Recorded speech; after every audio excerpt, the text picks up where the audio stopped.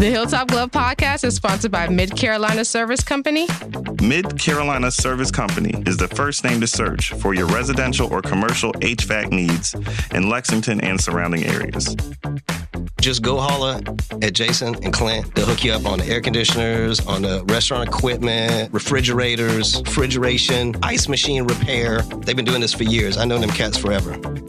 Family owned and operated since 2006, they pride themselves in their quality work and customer relationships. Call 803-356-4153 or visit midcarolinaserviceco.com for a no obligation quote for service today.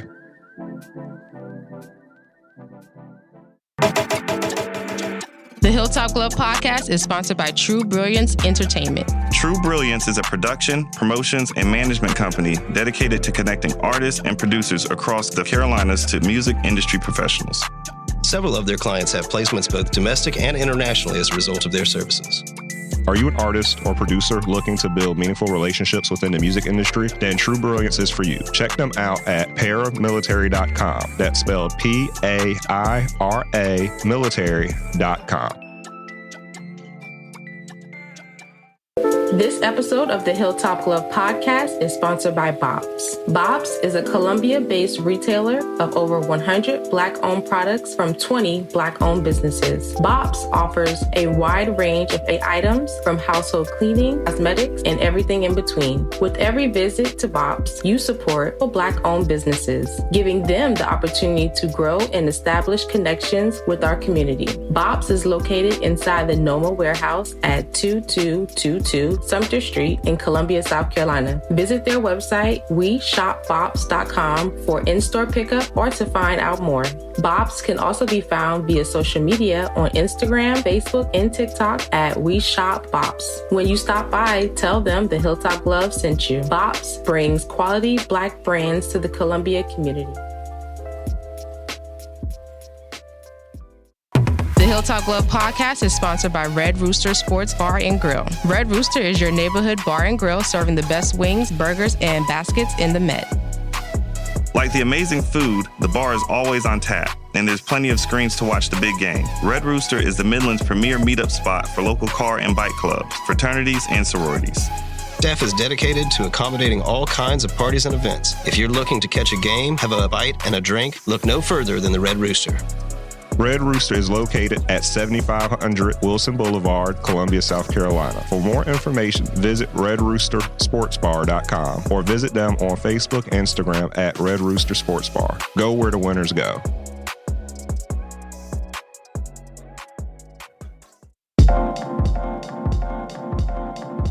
Welcome to the Hilltop Glove Podcast. Welcome to the Hilltop Glove Podcast. Welcome to the Hilltop Glove Podcast. Welcome to the Hilltop Glove Podcast.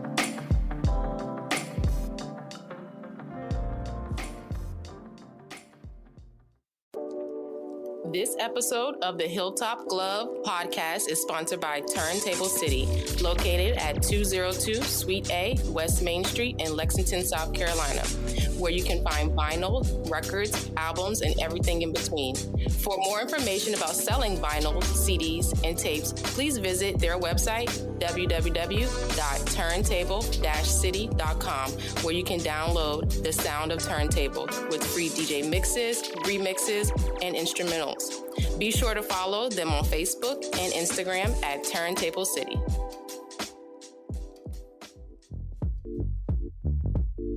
Welcome to the Hilltop Glove Podcast, where Skip and DJ And What interview guests and discuss topics such as business, current events, and pop culture. The motivational podcast for the hip-hop millennial. Good morning, good morning. Welcome to this episode of the Hilltop Glove Podcast. I am DJ And What with my brother Mike, and this is our 9th episode with our esteemed guest, Tanisha Hall, also known as Queen, It Shall Be. Tanisha is a poet, arts activist, host, media personality, event planner, and owner of In All Seriousness Games and creator of Him in the Game. So today we're going to have a great conversation. But first things first, Miss Tanisha, how has your year been going and how are you feeling today? Hey, DJ Elwood, thank you so much for having me on this show. My year has been challenging, but I'm honestly not going to complain. It's been some good days, some not so good days, but all in all, I've taken it as a good few months of reflection. Very true. Very true. Yeah, but it's been good. How about y'all? How you doing? Excellent, man. We've been working hard. We've been grinding. We've been trying to create this platform for our folks to be able to reach out, man. Episode 9. Oh, you know what I'm saying? Trying to figure out how, because almost done with season 1. Yeah, man, we're almost there. We're literally like we're trying to get to the end of this so we can figure out what we're doing right, where we can get better, and etc. But the main point of it all, as our mission statement is for our podcast, is to figure out better ways for us to adult.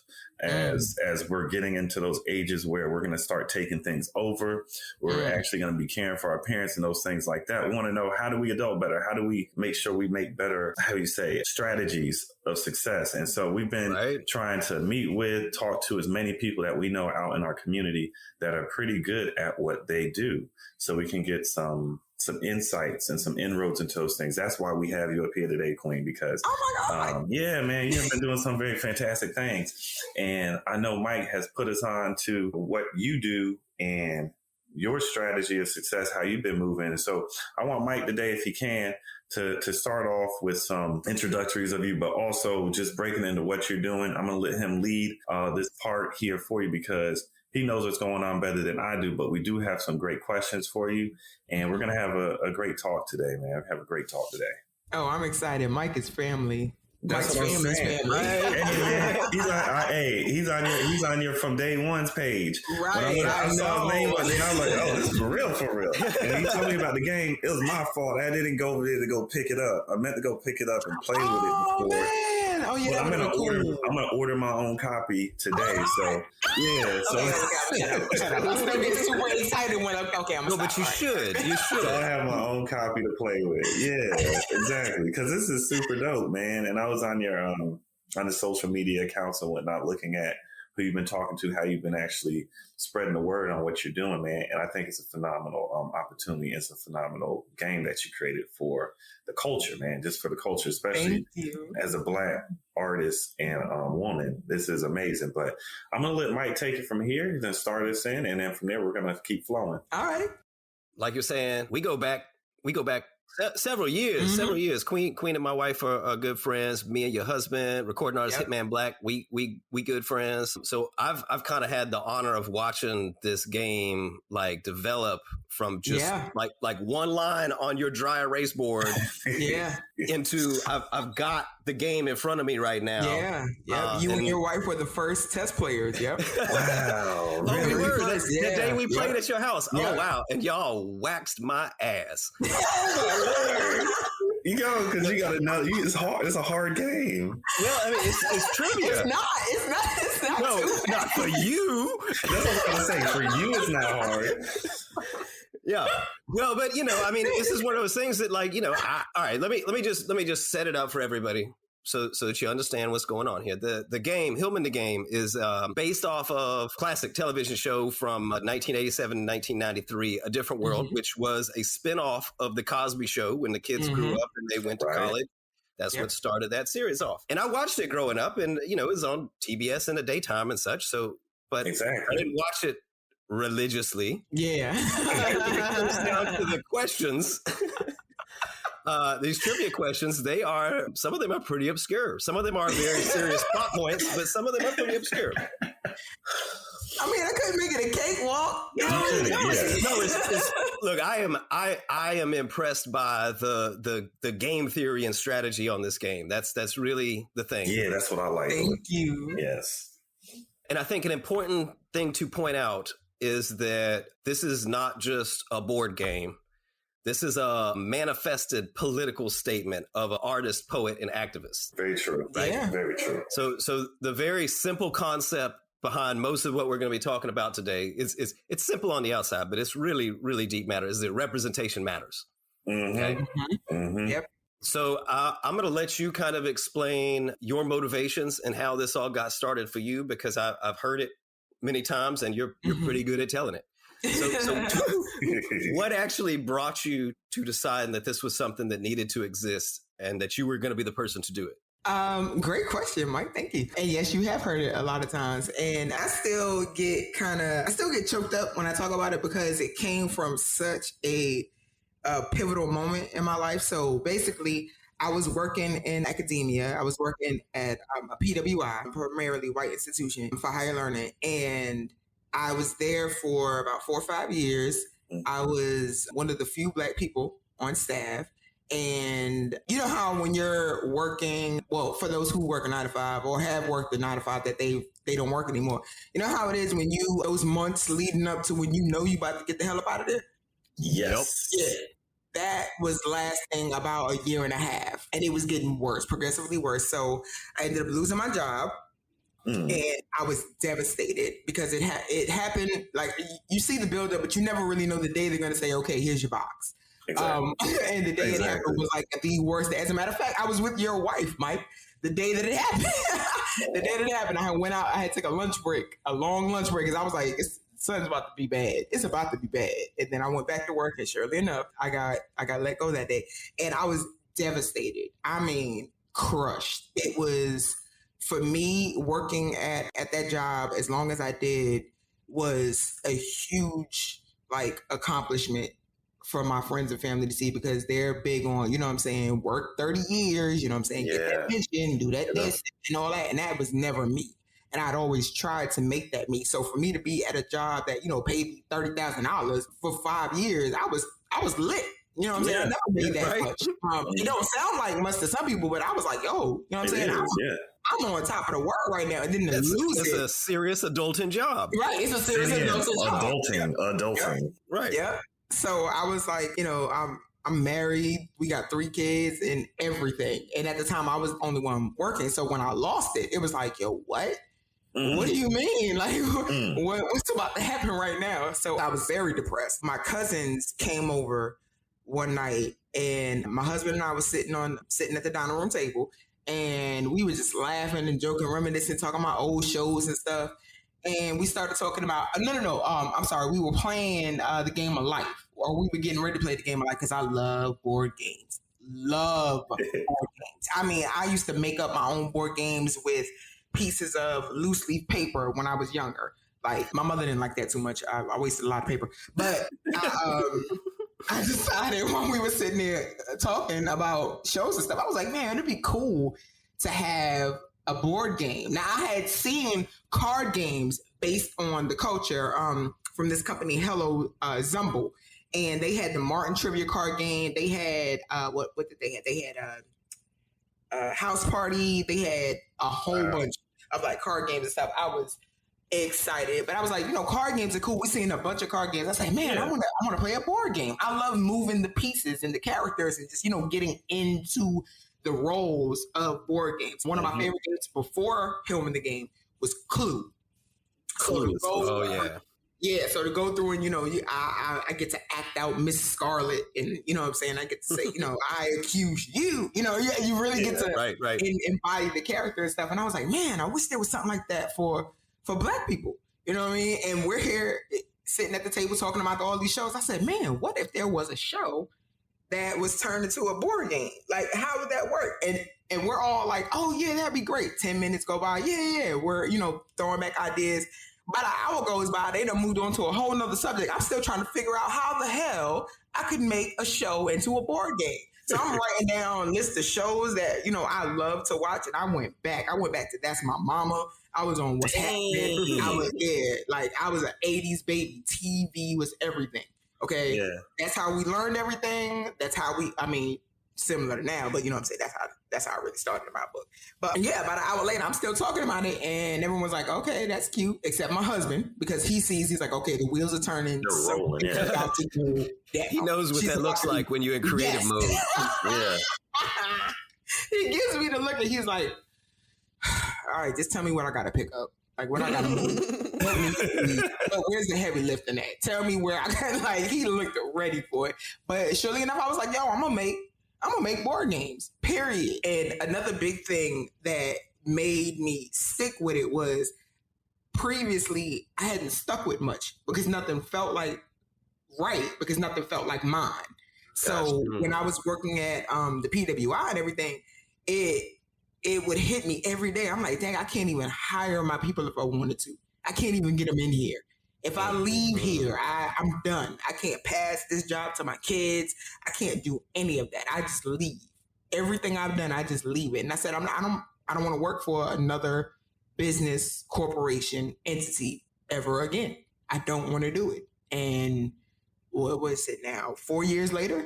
4 years later, I'm dead ass serious. I'm not going to do it. So I decided to create In All Seriousness and it was a play on seriousness, but it was series because I was paying homage to the TV series. Yeah, that I grew up with and that we all grew up with. And I knew I wanted to make more than one game. So it was going to be a series of board games. And the NES is, that's NES. So that's how it started. Go ahead, Milton Bradley. That's how you do it, though. Yeah, like she says, that's how you do it. She created a platform on which she can have a continuous series of a product, and that's that's so smooth how you did that. How the wheels started turning, and instead of just dropping the idea because you just thought it was some fly by night thing, you stuck to it. And that's another thing, like you said, being in that position at that PWI when you realized that you weren't able to build a legacy, that you didn't really have anything you could pass on, and to want to create something like that, that's powerful, especially for a lot of folks in our audience who listen to the show at certain ages. That's what you're trying to do. You realize when you get to a certain age that you need to be able to have something that you can pass down. So that was excellent here. Even if you don't have children. Yeah, exactly. Yeah. Exactly. You want to own what you have done. Exactly. Yeah. So one of the things that I think is really important about this game is that it's not just a skin on another game. It's not a different world version of Trivial Pursuit, right? Right. Like this is totally different. Like there's an actual new original game dynamic behind it. Can you tell us a little bit about the gameplay and what the final game kind of feels like to play? Absolutely. So the gameplay, again, I wanted to embody my love of role play without being so complicated, because I played role play games too, like Dungeons and Dragons and World of Warcraft games like that. I'm nerding out now. I'm gonna start nerding out. I'm trying to get back to it. It's a lot, but I wanted to take. It's so much fun. I wanted to take that element and have people be able to, like, you know what I'm saying, be other than themselves while still being a part of their culture. You know what I'm saying? It was really hard for me, as much as I love the game Clue, honest to God, it was really hard for me to continue to play a white woman. Real talk. Because there were no black characters, and I'd always have to imagine what would she look like if she looked like this? What if she was this and what if she was that? So I thought about that when designing the game, to have characters that were based on black characters or look like black people, period. And the final gameplay is you go from the season premiere to the season finale in the game. You move across the board, rolling dice, land on spaces that will have you either collect a salary or pay rent or answer a question or follow a direction. And what's cool about it is in the game, when the money is given out. Okay, so first of all, I'm really big on, I say first of all after I said like 10 things. So 11th of all, I love themes. So I wanted to make sure I follow the theme. So this was going to be a collegiate theme, period. And so there's no banker, there's a bursar. There is. So when you land on rent, you have the option of, depending on which character you pick, your character might have a roommate. And in that case, then your rent is split. So you don't have to pay the whole thing by yourself. But every character didn't have a roommate.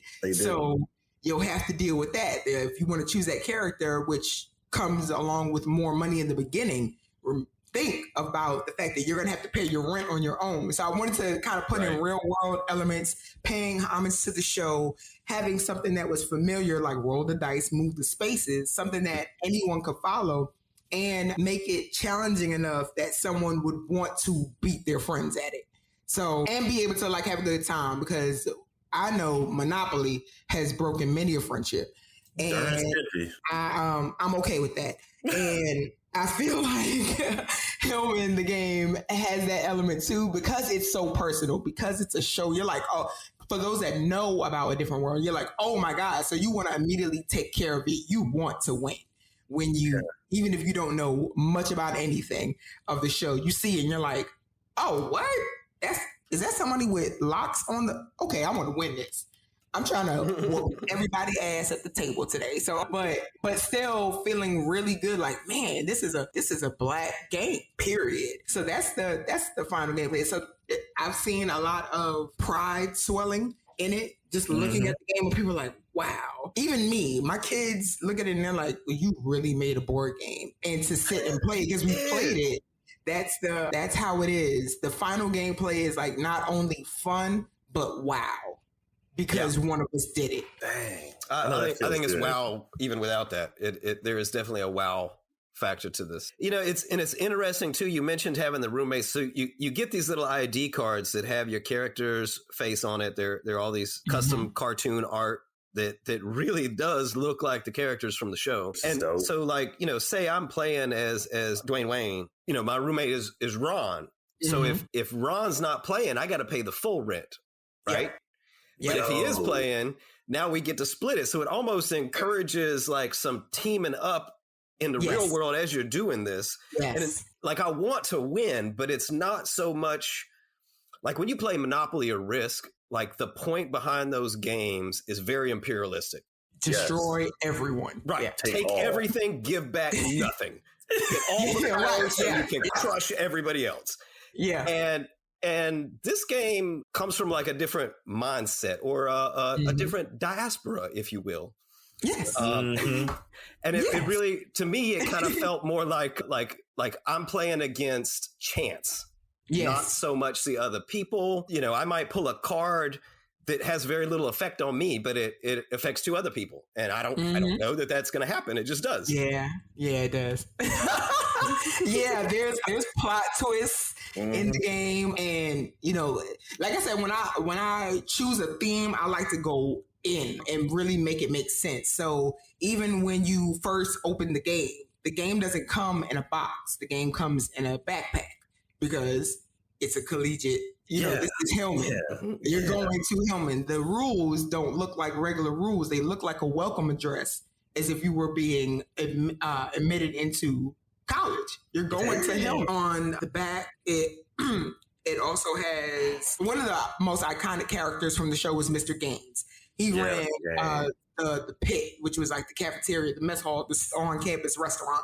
And Mr. Gaines is on the back of the rules, and he has house rules. Now, Mr. Gaines was like, you know, that older, that wise, that wise black. And in there, he's telling you how you can play the game differently. You can turn it into a drinking game. If children are playing, there's cards that say PG-13 on it because there was some adult content in the show. So a parent can go through the cards and take out the PG-13 if they're going to play with their kids. That's so smart. Wow. So they don't have to touch on that. There's on the trivia cards, when you pick up a trivia card, I wanted to do it so that everyone sitting at that table had something to do.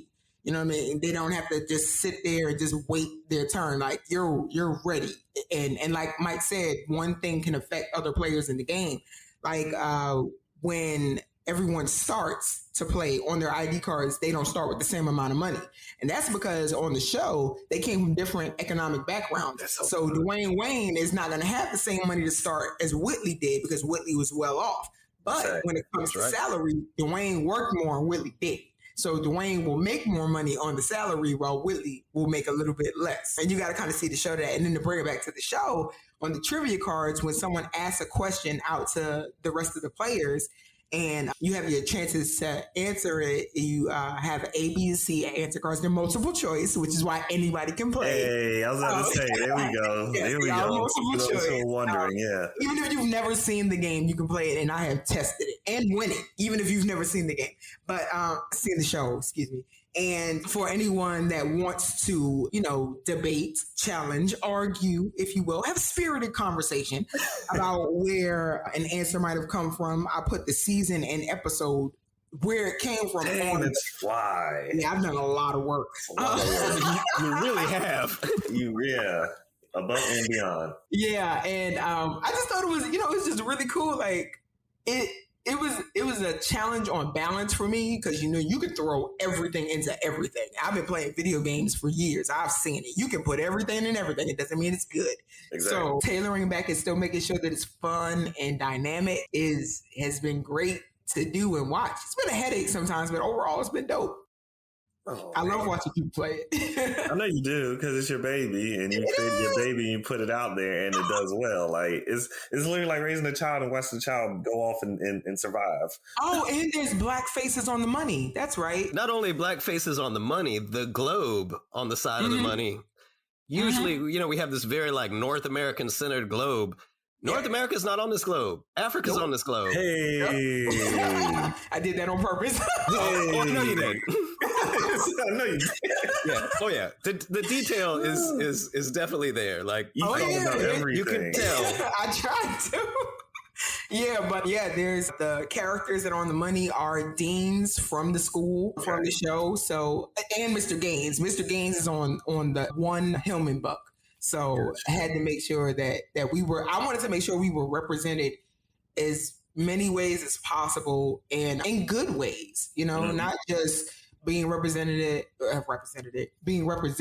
in what we see mostly, which can be some mess, but just bringing that positivity, that happiness, that joy. I'm all about living as happily as possible and honestly, and it's attainable. Why not? I mean, exactly. And that's why, man, I like the fact that you used this show because that show, like it wasn't, even though it was a spinoff of the Cosby Show, it didn't directly go back to the Cosby Show for everything that it needed. It built its own storyline, even after letting Denise go.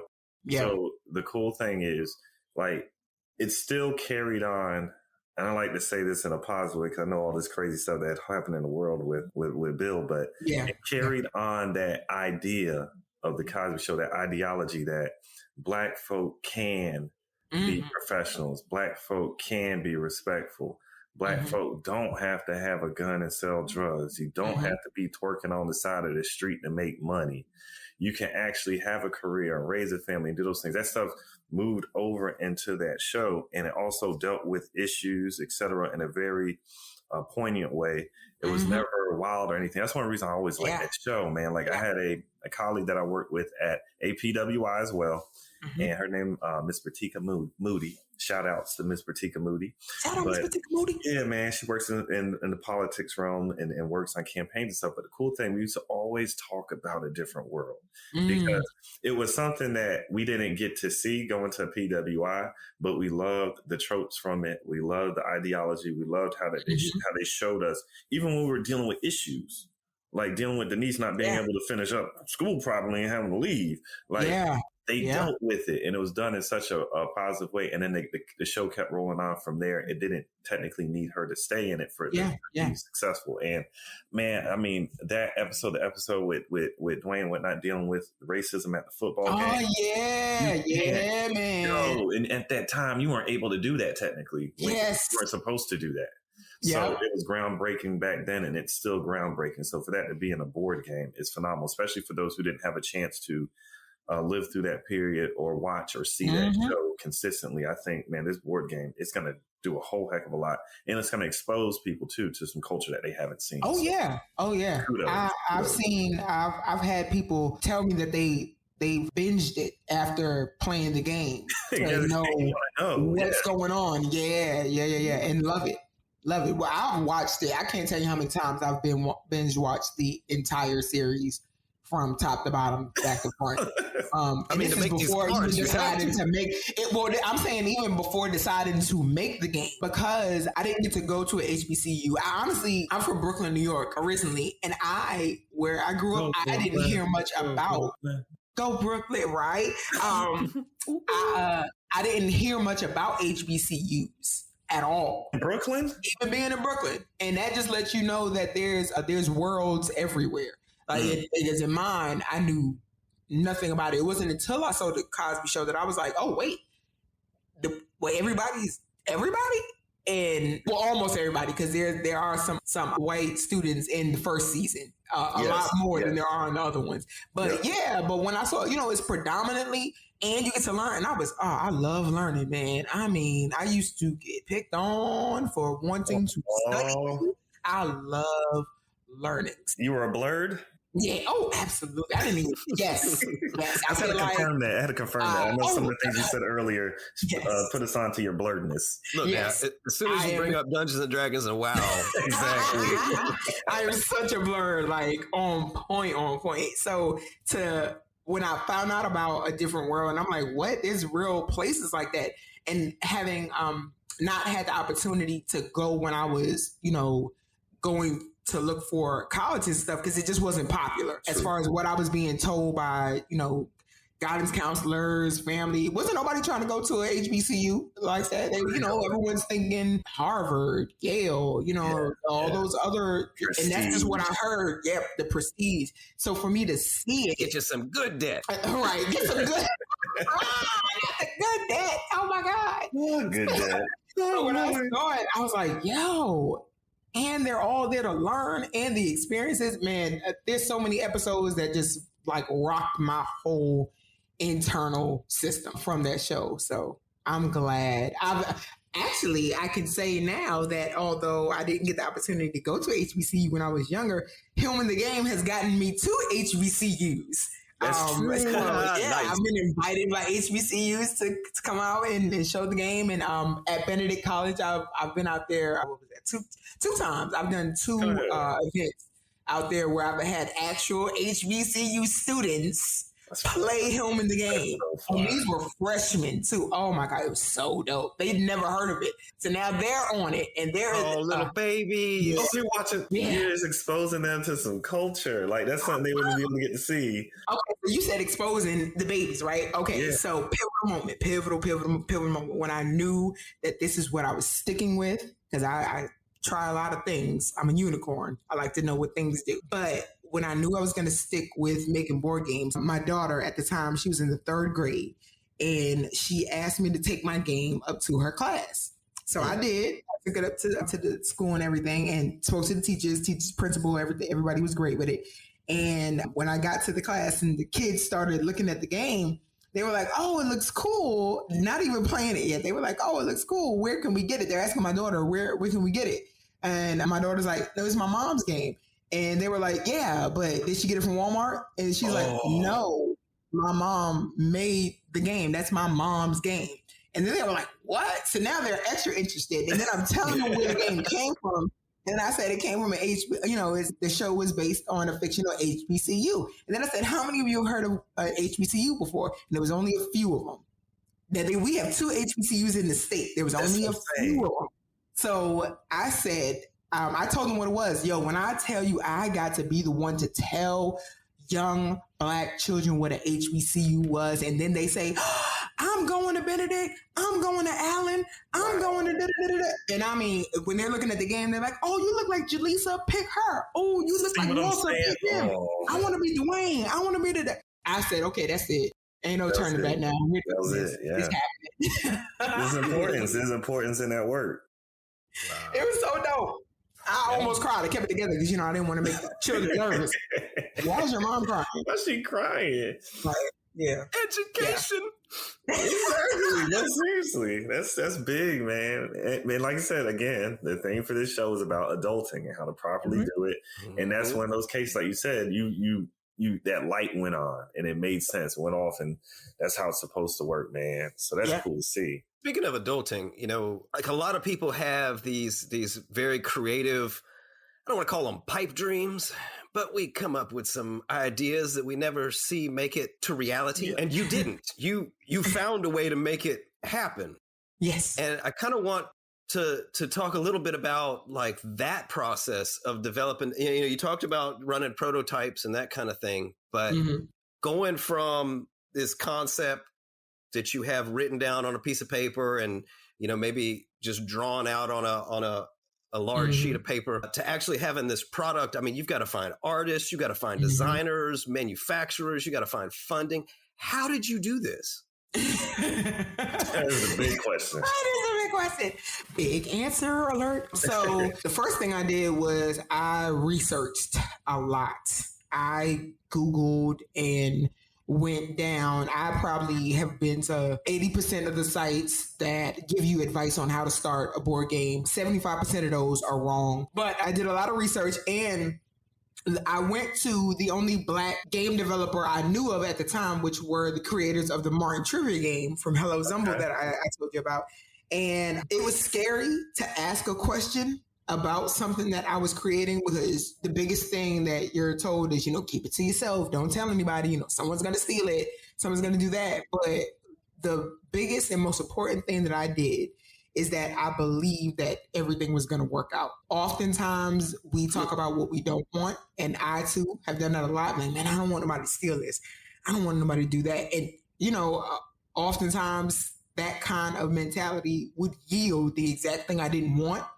So this time I was like, it's going to work. They're going to tell me. I'm going to get a mentor. Something's going to happen. It has to happen. This is too good. And I just stayed on it. I just stayed and manifested. Straight manifest. Yeah, yep, Mike knows, because I talked to his wife a lot. I was like, I'm just doing it. It's just going to happen. Queen it shall be. So I put myself. That's true. So I put myself out there and asked questions. And when Hello Zumble responded, that's when I was like, okay, keep going, keep putting myself out there, ask them how they did it, how they came up with a prototype. They sent me a list of websites, and shout out to Jason Gray, who is my mentor from Hello Zumble now and has been, helped me out a whole bunch. Just keeping up the research and reaching out to people that are more in line with you and your mission. So instead of me going to just look up how Milton Bradley done it, yeah, Milton Bradley did it, but on some real, Milton Bradley's white. I'm not. Yeah. And had an amount to allow them to produce something. I didn't. All I had was an idea. Now all I can do is get information. So I would just take, what could I do with what I had? And eventually I figured the rest would come. And it did, by researching, looking up companies that provided prototypes. There's a lot, and a lot of them aren't good for me. But a lot of them are good. And then I got into a community of game makers, because, once you start looking for, it's like when you buy a car, now you see your car all the time, all over. And that's that law of attraction. You're bringing those things to you. So I did that, and I got more information on pricing as far as how much a prototype would cost. And I just saved up my money. I think my first prototype was a couple $100s. So once I knew that it was going to be a couple $100s, I just started putting putting little by little to the side until I could get it, and just playing around with what I had. I took my first prototype, honestly, was foam board that came from my kids' old assignments, construction paper, Sharpie, arts and crafts in it. Arts and crafts, and Monopoly money, because I didn't have my own money yet. So I actually was playing and test playing with Monopoly money and blank cards that I just wrote on myself. And I wrote out all the questions myself. Dang, man, you made it from the scratch. Yeah, and you know what? There's something to be said about making things too difficult for yourself too. Don't do that. Yeah, your girl went and found the flour, and she ground the flour, and then she went and took the eggs out the chicken. I didn't have to do all that, but I did, and I'm glad I know how to. But I don't want to do that. And as far as like the illustrator and stuff, I knew I didn't have it. I wasn't an illustrator like that. I could do a little something. You know what I'm saying? If you wanted to look abstract, I got you. You feel me? Like, we can go out the window, all right? I could throw splatters. We can really make it a thing. But in order to have it look like characters like I wanted, I knew I was going to have to get an artist and hire an artist. Okay, so the way I found my artist, shout out to Quinn McGowan of Legends Press Comics. So on law of attraction is going to be my answer for just about everything. Because I put out there that I'm going to find an illustrator. I mean, I did it. Do it. I said I'm going to find someone to do this because I cannot. And it has to happen. The game has to happen. And so I went on Facebook, and a friend of mine, and I'm going to put his name out there so everyone knows how they contributed to this. So my friend Tony McPherson, who's a poet, he had made a series of YouTube videos that were aimed at calling out racism, which means calling out white people for doing messed up white people mess.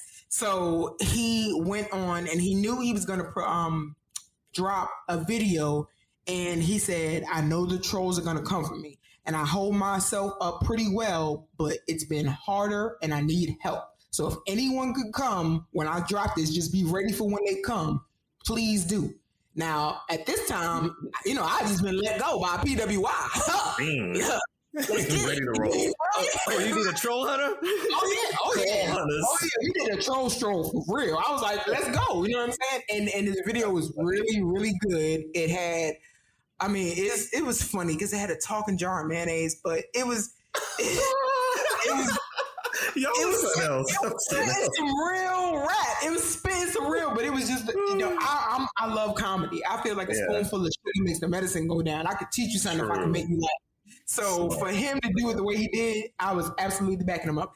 And as he said, the trolls came. They came heavy, like they came in hot. And me and another person, Quinn McGowan, we were hitting them. Like, I enjoy pissing people off without having to cuss. I love to cuss now, but if I can do it without, that's bonus points. So we're on there. I mean, we tagging them. Bop, bop, bop. We got like one-liners. We're making them think hard. Like, it's so much going on. And 24 hours later, the trolls didn't stop, and me and Quinn were still going. We were still backing our friend up. And we just looked at each other in the comments, and we were like, yo, we're cousins now. Like, you know what I'm saying? Like, we're really, really cool. We're good. So we friended each other on Facebook. And then the next day, there was no more action from that. We let it go. But the following day, the Charlottesville riots happened. You got to be kidding me. Yeah. So 2 days after we did the troll stroll, the Charlottesville riots happened. And then 2 days after that, Quinn had a full comic about the Charlottesville riots. I was like, how the hell? He couldn't have already had it done because it was the tiki torches. Like, we know what we saw, right? So I'm like, yo, he did this in 2 days. So I reached out to him and I said, listen, I got this idea. I want to talk to you about it. And I wanted to know if you would, be interested in illustrating. We were on the phone for like 2.5 hours from our first conversation, and just everything clicked. He just knew exactly what I was talking about. He loved the show just as much as I do. And yeah, that was it. I said, how much? He told me. I paid it. He did it. We still work together now. Yep. Quinn McGowan, Legends Press Comics. See, that's that blurting again. See, when you a good player, you got them. That's cool. People don't get to get stories like that. Like, it worked. It came together. Mm-hmm. Yeah. Serendipity. There you go. I heard that word my whole life. That didn't make sense until I was an adult. Oh, man. Man, that was fly. Well, that leads right into the next line of questions. But and this is what's so cool about what you're doing. Like, people, they don't always understand the importance of Black culture and pop culture, and just creating what we see, what we do, and what we like and follow, even trends and etc. And from what you did, what you created, you have a piece, you have contributed to the continuation of this tradition now. Yeah. You know what I'm saying? Which that's is really wild. That's wild to think about that, but there's nothing else out here like that. So what responsibility do you think that we have as creatives to highlighting and addressing issues that pertain to racism, other forms of inequality that we face, even at the detriment of alienating those outside of the culture? Because, like you said, you all were doing a troll wall. You went through all this stuff. You did all this, blah, blah, blah.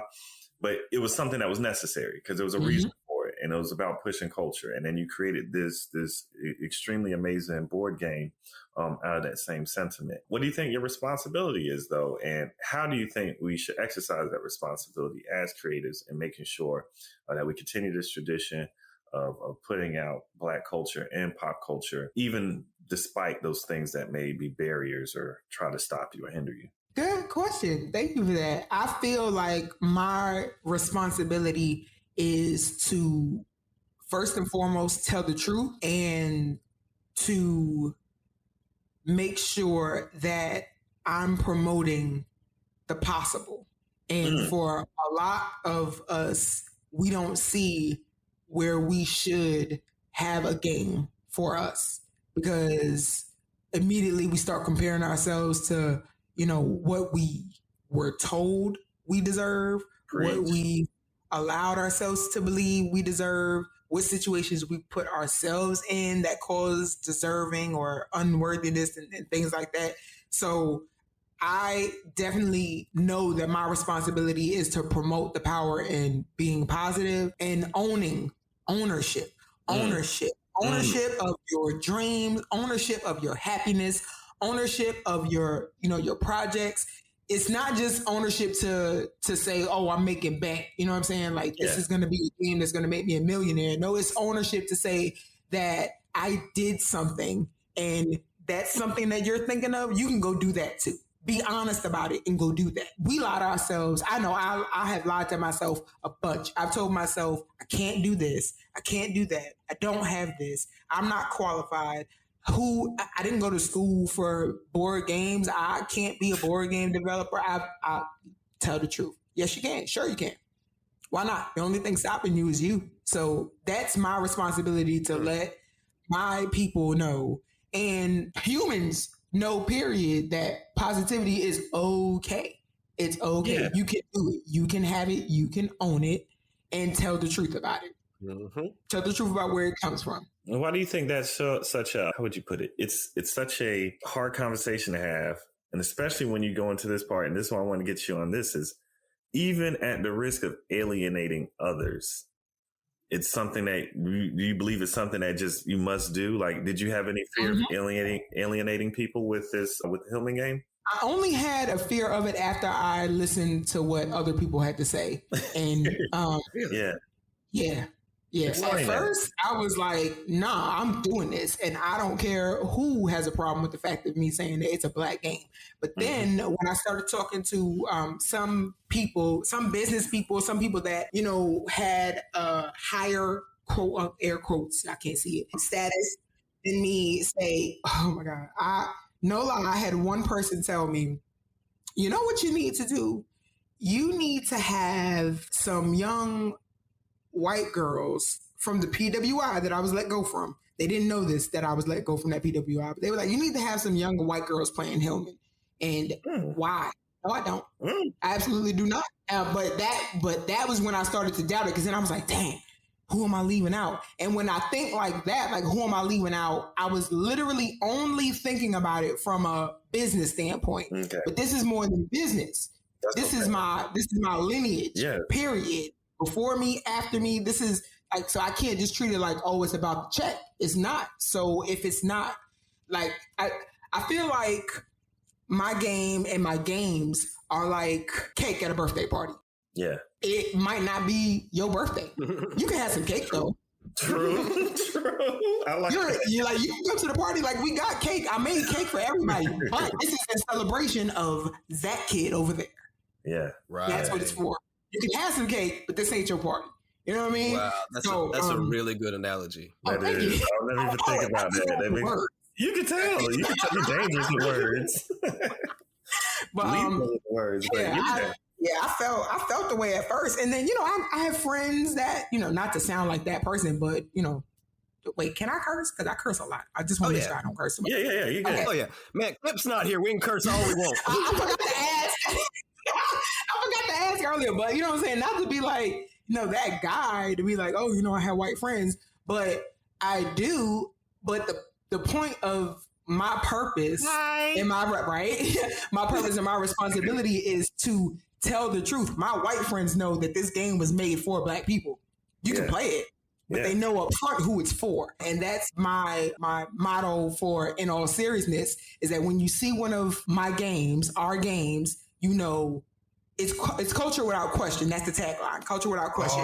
Because you know where it came from, why it was created, and you know who did it. When you look at it, you know, okay, a Black person made this game. Because it was intentionally made that way to let you know a Black person made this game. I don't want you to fuck it up at all. Exactly. Because you know how it is with Black creatives. You have a need almost like to feel like, all right, I'm making sure that everybody is comfortable with my expression of myself. And that doesn't make any sense. Yeah, I'm a recovering people pleaser. Gotcha. So I've done a lot. That's a hard one. It is.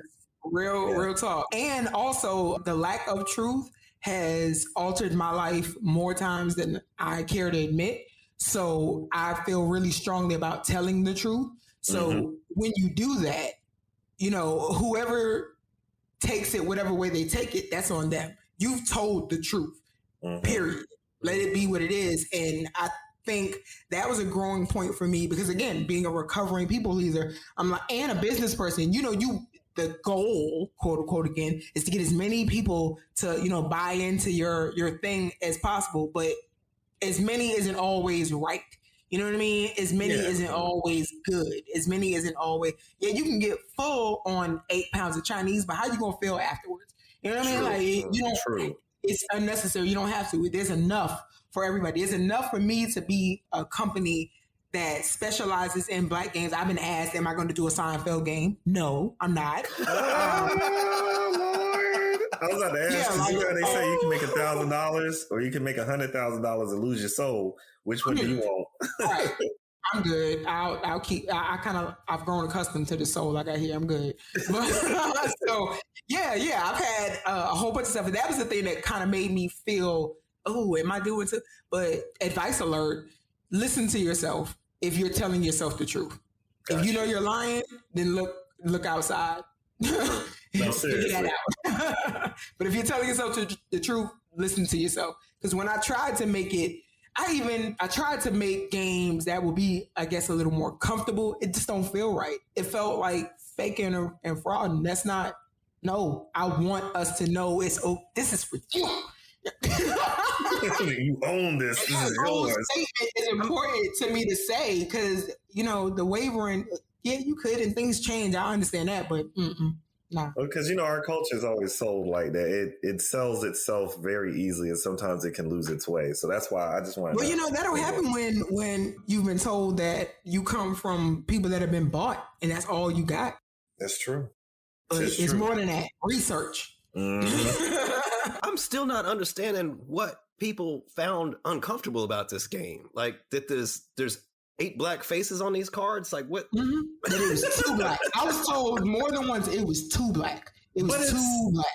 It's good. But it's a different world. Right. Like that's the characters that are on the What do you do? It's like if you made a game like Zoo Tycoon and there were animals and people were angry at animals being in the game. Yo, it's about a zoo. Or it's an animal game and they're like, where the people at? There's no zookeepers? No, there's no zookeeper. The animals are free here.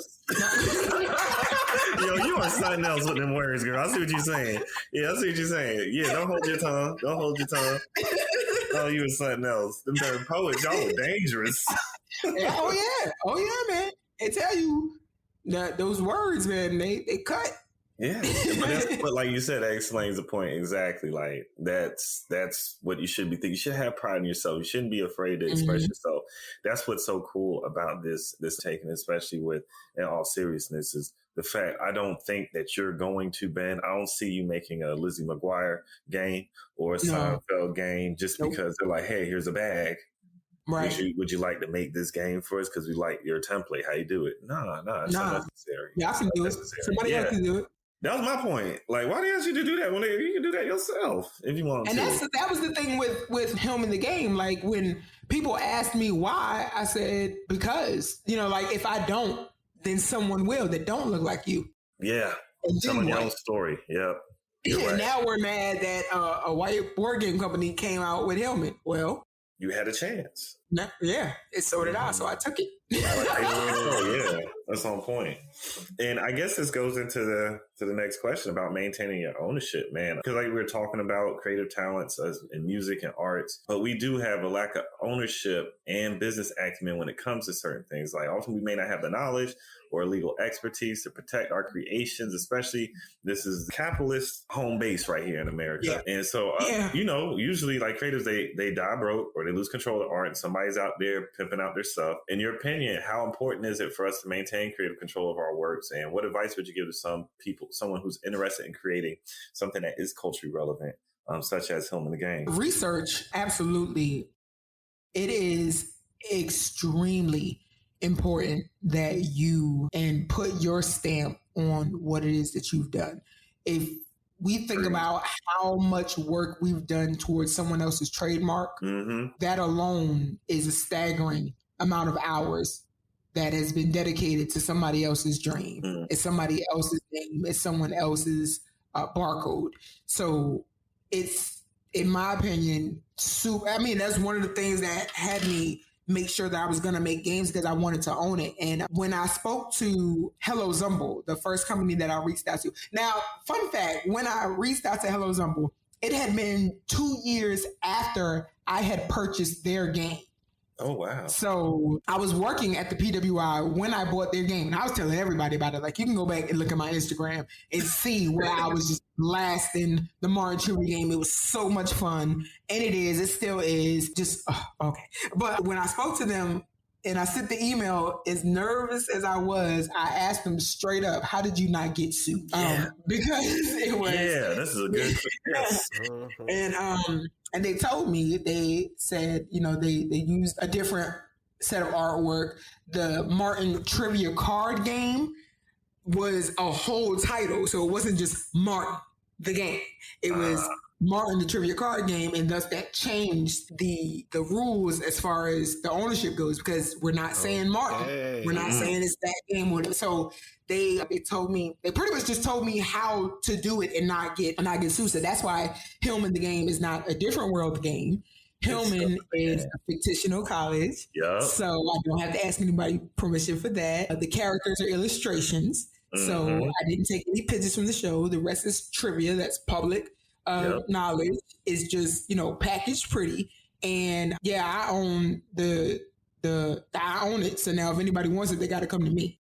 That's so fly. Wow. What's the process of going through the ownership of it? Like the nuts and bolts. So for people who are listening, they can have some kind of understanding on what you had to do, like paperwork that you had to file. Like, how did you go about that? So the first thing I did was I created my business and I got my business license and stuff like that, in all seriousness. And that was probably that was a couple months after I decided I wanted to do it. So it wasn't too bad. I had to pay a couple $100 to put that paperwork in. But for the trademark and for copyrights and trademarks, visit uspto.gov. That's the United States Department of Patents, Trademarks, and they give all the information. You can go and check on a trademark. You can apply for a trademark. They show you the whole process. And that's where you start. And also Googling, seeing what companies are already out. So when I chose the name, in all seriousness, I looked it up, to see if anyone had it. Yeah. Making sure to grab social media handles as soon as possible, locking those down. That was another way to establish ownership because, social media is everything, Exactly. It's like 9 tenths of the law now. And listen. Right. And be clear about that. So, hey, Mike had to do it for us, man. He grabbing it. You got to grab those things. Yeah. You got to grab it because hot minute go past and, your .com will have to be a .net/org /GIF or something. Oh, man. And there's people that will sit on them things. They will just sit on them, buy them and sit on them and be like, yep, give me $500. Yeah. Absolutely. This is one of them parts when Keena Ivory Wayans pops in and says, lesson. So, yes, that's a lesson. Lesson. You better get it. You got to get it. Pick it up now. It's important. $10, $12 and you got it. Yep. Mm-hmm. Yeah. Real talk. But that's, absolutely important. You want to make sure you have it. And you also want to make sure that you have a plan for who your successors are going to be. Even if you don't 100% know, you at least want to start the conversation of what will happen to your business if you're unable to run it. Explain that to us, because that's some real business planning stuff. People can get something off of this. So what do you mean by having somebody in place, and give us an idea of who that person could or could be? Like, okay, so I'm married. My husband and we both have businesses, so we've both started having conversations about what would happen if I'm unable to run it. Because we're in the pandemic now, we've always known anything could happen, but now, we got to be more conscious about what we do, what we leave behind, how things are carried on when we're not here, even if we're, down and being sick a couple of weeks or something like that. So it's just putting a plan in place of who is going to know, who has access to that important information, and who is able to continue your work after. And for me, it's my husband and my 19-year-old son for now. Okay, I'm sorry. My husband, my 19-year-old son, and my brand ambassador, Monifa Lemons. Yeah. Hey, shout out. Yeah. I know her. They're all employees of In All Seriousness, and they know what to do if I'm unable to do stuff. And is this written in business documentation? Is it a part of your business plan? Yeah. We've actually started doing it. Before it was conversation, but we're putting everything in writing, getting all the stipulations down. Okay. So just to have that backup plan. You don't want to think about what if you're not able to, but damn, it would suck so much to, the community that you built up. Yeah. When you're not able, it just goes away. Because that's not why you created it. Mm-hmm. Even just having like an envelope with your passwords written down on paper and, stuck away in a safe somewhere in case. Somebody's got to fill the orders, Yeah. Even if you are just injured for a few days, somebody's got to fill the orders. Exactly. If someone's injured, if anything happens. And I like thinking of stuff like that because I'm a puzzle person. So I'm going to be a little difficult. I feel like I'm going to have something buried and there's going to be a scavenger hunt. No, I feel this. I think it's going to be cool. No, you would do that. I think it would be cool.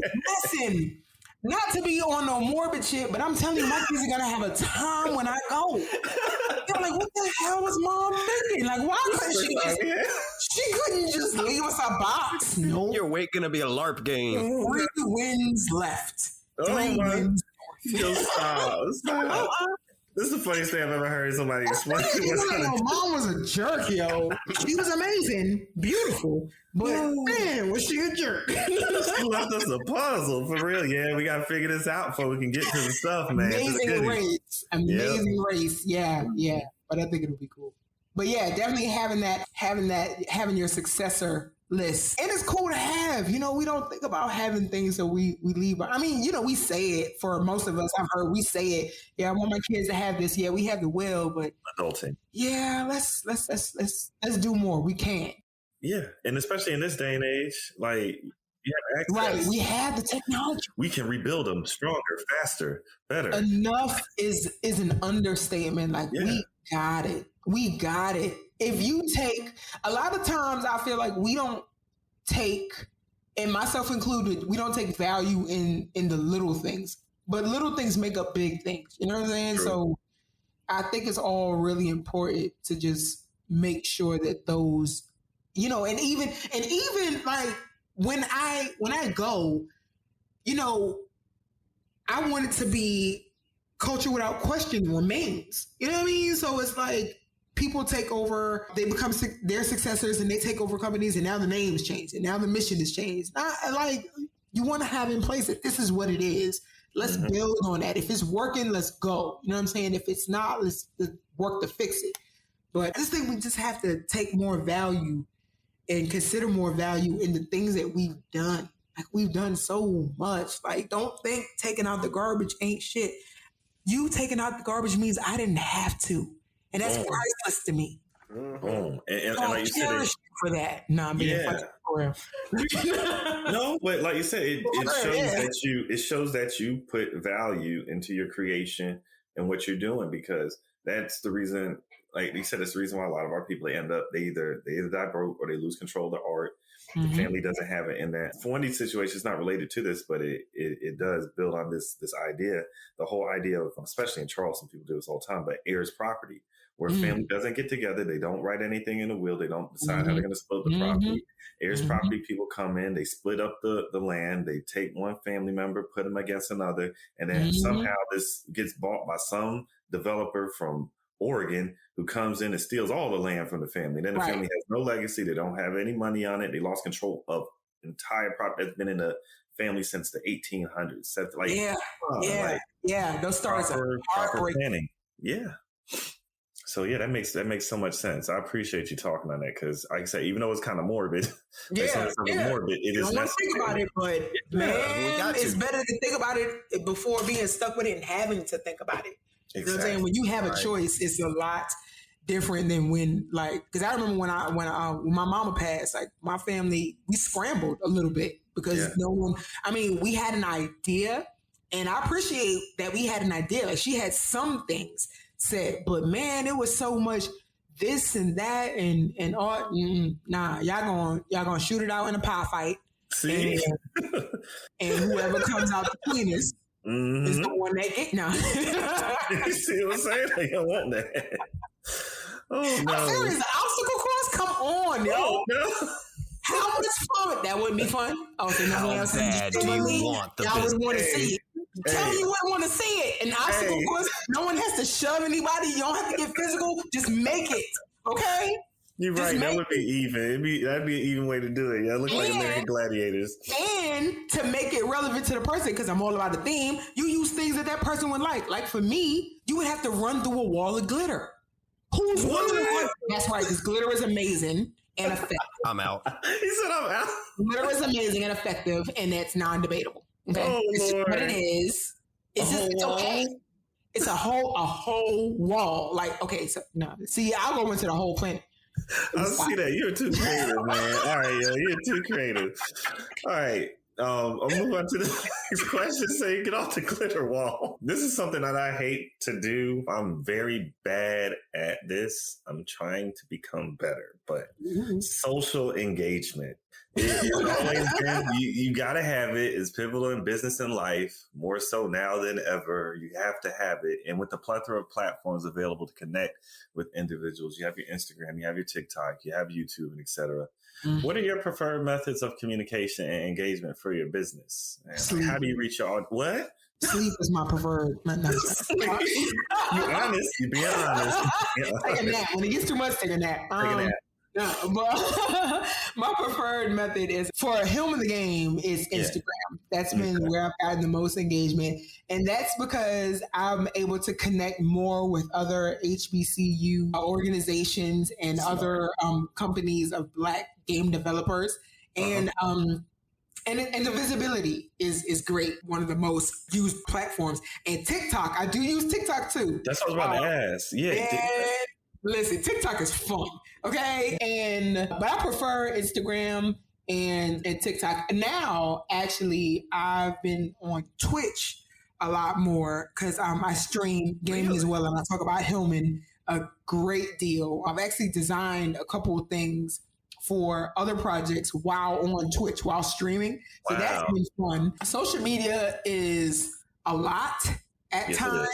So I use posting site. I use later.com. Oh, I see what you're saying. I got you. And I set my posts up in advance so I can just let them go. That is a must. And that's a key. That's a key. Yeah. Because I try doing it every day, waking up every day. No, bad idea. Makes me hate everything. I have the posting schedule. And you run a lot of accounts. Yes, I do. That's what I was about to say. Yeah, you have to run that like a business. I do. I'm actually getting my son is going to start running some of them for me. That's smart. Super smart. Family business. Because why not? See, because I can hire my thing. Because nepotism. Yeah, but it's all right. It's all right. It's all right. So, you can make sure that work. You can make sure that worker is moving. Thank you. Sure can. Knock. Wake up. You wake up.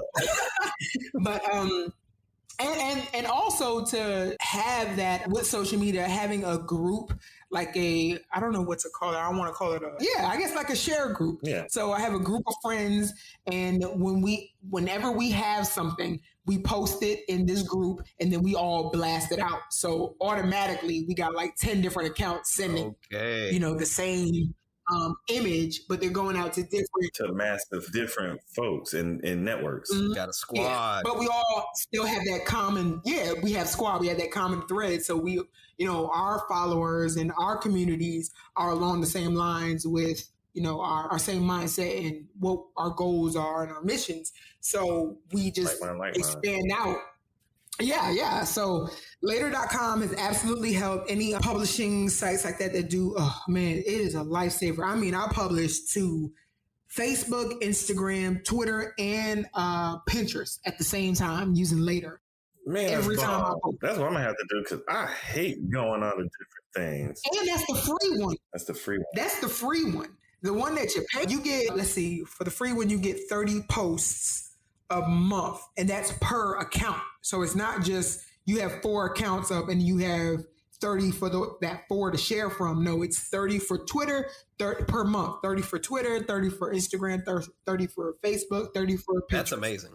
Mm-hmm. That's it. That's amazing. I mean, because so then you're checking in every day automatically. If you want to jump on and do something specific, you can do that from your phone, and it doesn't hit that count. Yeah, that's great. Cool. That's how I do it. I go and I just go. I'll switch through, and I'll spend and scheduling my time so that I don't overdo on social media, because you take one wrong swipe and your day's fucked up. You know what I'm saying? Your whole mood and everything. So I give myself time limits to be on each application. I try to stick to it as best as possible. And sometimes I just cut off because I have things on autopilot. And, I'll take a couple of days and come back. But that's how I manage my engagement. And I talk. I respond to everything. Does that become burdensome? Yeah, it can. But after I implement my schedule, not so much. Smart. I do as many as I can up until that time. My alarm goes off and I'm good. That's smart, man. That's good. It takes an amount of discipline to do it. It was not discipline I was born with. Let me go ahead and put that out there. I had to train myself on this because squirrel. Right. Okay. I'm over there. So you are human. Yeah. Okay. Go on. Did you hear me talk about glitter for 3 minutes? Yeah, I did. I put that out there for the audience so that they knew. She's not a machine, yo. I will leave you and tell you about my travels. Okay? I'm telling you, in your face. I will leave. Where did she go? Oh, we're over at the Glitter Emporium. Oh, let me tell you about this new extra fine. Man, so it's good to hear. So those are some of the strategies that you use to ensure that your engagement is effective, so you reach your folk properly. I know I'm looking at it right now. I'm going to look at this because, I mean, that's one of the things when you're running a business or you're doing anything that is supposed to be professional. It's nice having uniformity, and that's an easy way of getting it to be uniform. Make sure you're reaching your people through this social engagement that people do expect nowadays. So you have to do it, but finding an effective, efficient way to do that without having to stress yourself out. I even like the fact that you use the time, like you have a schedule. So like when that alarm goes off, it's time to bounce. You get off of there. You go let that go for right now. That's a big point. And then come back to it. Yeah, like not just scheduling a time to start, but you're scheduling a stop, because once you start scrolling, you might never stop. Say it. Right. Say it. Right. And then the time suck. All the hours are gone. Yep. Hard stop. And it took some working up to. It took some. It's still taking working up to, because every now you see like something happens in the news or something. There's a birthday, new shoes, something. And it grabs your attention. So that hard stop is really important. And you deserve that hard stop. It's setting boundaries. Like any little thing that I can do that I can bring parallel to something else of meaning, I will. And I know that I've spent a lot of time on things that made me miserable. Dang. I understand that feeling, especially when it's not your stuff. And that's anything. Emotions, bills, like whatever. I spent a lot. Most of us have spent a lot of time working hard to be unhappy, yo. True. I mean, hard.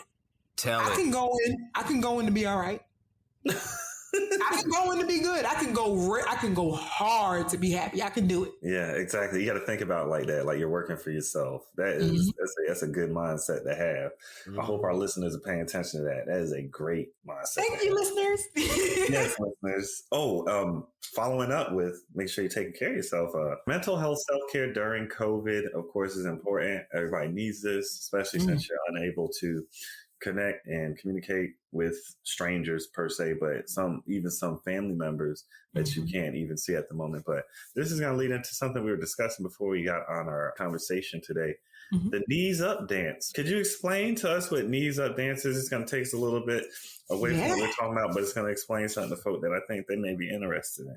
Yeah. So June 2019, it was months after I had announced Hillman. I was very overwhelmed, extremely stressed. There was a lot of things going on personally within my family, just with starting a new business, not being used to owning my own and getting my feet wet in that and wanting to do so much, not having as much time, trying to do everything. I burnt myself out and just regular, just unresolved issues that I had throughout my life and with mental health and stuff. It all just came up on me hard. And that's how it happens.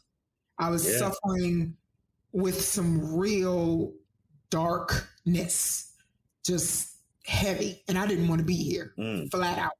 I just had it in my head. I'm tired. I don't want to do this. I like, what for? What's the point? And it scared me because of how serious I was when I was like, I don't want to be here anymore. And that kind of shocked me. Well, I knew it was bad when I told myself, and being completely transparent, when I told myself in my head, I'm like, yo, I'm tired of this. I don't like, I had a whole blowout. I had a episode and everything. And I told myself, I said, I don't want to be here. And then in my head, I said, yeah, but you got kids. And I said, no lie, in my head, I said, man, fuck them kids. And as soon as I said that, I was like, okay, I got a problem. I got a real problem and I had to do something. And so I reached out for help and I started seeing a therapist. And therapy is wonderful. Yes. But the thing about therapy is that you have to go home. You know what I mean? And then you're back with yourself. And now it's up to you to keep yourself together until your next appointment or until the next day, or, and that's how I was feeling until the next day. It's like, how am I going to keep myself up again? So around that time, I kind of felt like a zombie, and I was binge watching YouTube, and this video popped up. You know how you just let YouTube go? Whatever comes up, just let it go. I let it go, and this gentleman by the name of Augie Shaw, O-G-I-E, Shaw, H-S-H-A-W, came on and he had a TED Talk where he was talking about physical fitness and being active. And he spoke about 20 minutes of cardio a day would help reduce the likeliness of a lot of illnesses, in addition to reducing obesity, right? And I know I knew I was, and got comfortable with it. You know what I mean? It was just like, I'm good. It is knowing damn well I wasn't. But so when he said that, the 20 minutes, he was like, it's not supposed to be fun. It's not supposed to be, a good time. Immediately, I was like, fuck you say. I'm trying to stay here. Like, I don't want to let go, but I feel like I want to let go. So I said, let me do something. Around the same time that this came on, like I said, I had just announced Hillman months before, and I was getting ready to go to the first annual event in Omaha, Nebraska called AfroCon. It was in Omaha, Nebraska? It was in Omaha. Let me tell you. I was like, what? Okay, so the person, Jade Rogers, who is the founder of Afros, Capes, and Curls, Blurs in Omaha, had started this convention called AfroCon. And for the first year, she had heard about my game. She reached out to me. I mean, I don't know I did not know her at all.